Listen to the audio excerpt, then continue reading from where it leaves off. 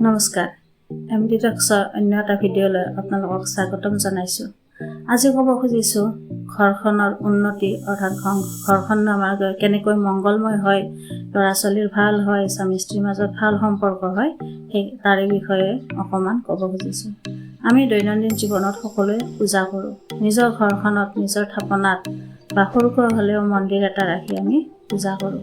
পূজাৰ সকলো সামগ্ৰী সকলোৱে জানেই। তাৰ ভিতৰত ক'ব খুজিছোঁ আজি শংখৰ কথা। শংখ আমি পূজা ঘৰত ৰাখিবই লাগে আৰু সেই শংখ ৰাখিলেহে আমাৰ পূজা ঘৰ পবিত্ৰ হয়।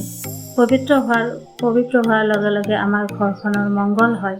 যেতিয়া আমি শংখ ফুৱাম বা শংখৰ ধ্বনি দিম, সেই শংখৰ ধ্বনিয়ে আমাৰ ঘৰখনলৈ পজিটিভিটি আনে।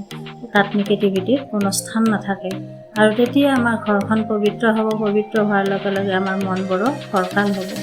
ঠিক তেনেকৈ আমি সেই শংখ হৈছে দুবিধ, দক্ষিণাৱৰ্তী শংখ আৰু বামাৱৰ্তী শংখ। ঘৰত সদায় দক্ষিণাৱৰ্তী শংখই ৰাখিব লাগে, যিটো আমাৰ শ্ৰীকৃষ্ণৰ হাতত আছে, পঞ্চজন্য শংখ, দক্ষিণাৱৰ্তী শংখ। এই শংখটো আমি মন্দিৰত বা থাপনাত ৰাখিব লাগে আৰু ৰাখোঁতে আমি শংখৰ যিখন মুখ সেইখন ভগৱানৰ ফালে ৰাখিব লাগে।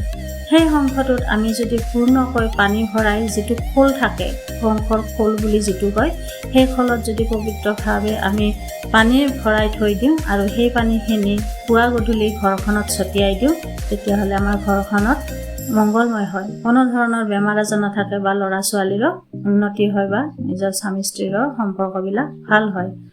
সেই দক্ষিণাৱৰ্তী শংখ সদায় পানী ভৰ্তি কৰি ৰাখি আপোনালোকে কামটো কৰি চাওক, নিশ্চয় সুফল পাব। শংখ আমাৰ বামাৱৰ্তী শংখ হৈছে বাওঁফালে ৰখা আৰু এই শংখ সাধাৰণতে আমাৰ পূজা ঘৰত নাৰাখে।